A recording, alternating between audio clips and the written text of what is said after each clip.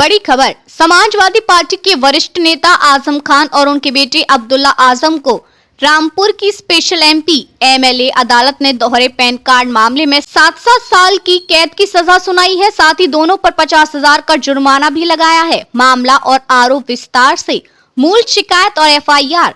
ये मामला दिसंबर 2019 का है। भाजपा विधायक आकाश सक्सेना ने शिकायत दर्ज कराई थी कि अब्दुल्ला आजम ने 2 अलग-अलग जन्म प्रमाण पत्र का इस्तेमाल करके 2 पैन कार्ड बनवाए थे। आरोप यह है कि साजिश उनकी राजनीति 2017 विधानसभा चुनाव से जुड़ी थी, क्योंकि असल जन्म तिथि 1 जनवरी 1993 है, लेकिन दूसरा पैन कार्ड 30 सितंबर 1990 की जन्म तिथि दिखाता था, जिससे उम्र बड़ा दिखाई गई थी। ऐसा करके अब्दुल्ला न्यूनतम आयु 25 साल की पात्रता को पूरा कर चुनाव लड़ सके। अदालत का फैसला।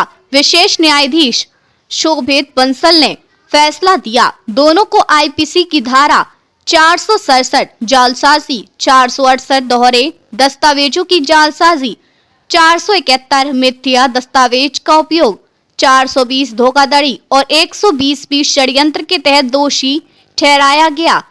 सजा और जुर्माना 7 साल कैद प्लस 50,000 जुर्माना। अगर जुर्माना नहीं भरा गया तो अतिरिक्त अवधि की कैद भी हो सकती है। अदालत की शक्तियों के भीतर रिपोर्ट में यह भी बताया गया कि जुर्माना न देने पर अतिरिक्त अवधि का प्रावधान है।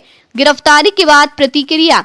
सजा सुनाए जाने के तुरंत बाद अदालत के भीतर ही दोनों को पुलिस ने हिरासत में ले लिया। आजम खान ने मीडिया से बातचीत में कहा, अब क्या कहना है, कोर्ट का निर्णय है। उन्होंने आगे कहा, गुनहगार समझा तो सजा सुनाई है। उनके समर्थकों में फैसले के बाद निराशा देखने को मिली है। पृष्ठभूमि और पहले के मुकदमे।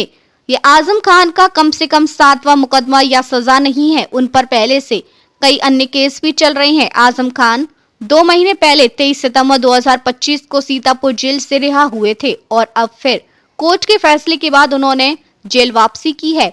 उनके बेटे अब्दुल्ला भी पहले जेल में थे और 9 महीने पहले हरदोई जेल से रिहा हुए थे। सुप्रीम कोर्ट ने पहले उनकी याचिका खारिज कर दी थी, जिसमें उन्होंने उस एफआईआर को रद्द करने की मांग की थी, जो उनके और आजम खान के खिलाफ पैन पासपोर्ट दस्तावेजों में गड़बड़ी के आरोप में दर्ज की गई थी। राजनीतिक और कानूनी निहितता।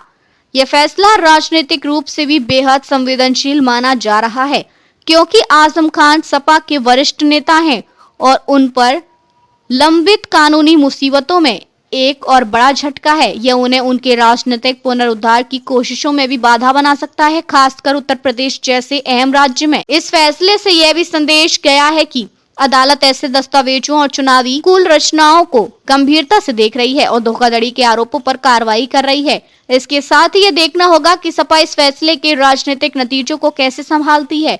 समर्थकों की नाराजगी और भावनात्मक प्रतिक्रिया को कैसे मैनेज किया जाएगा।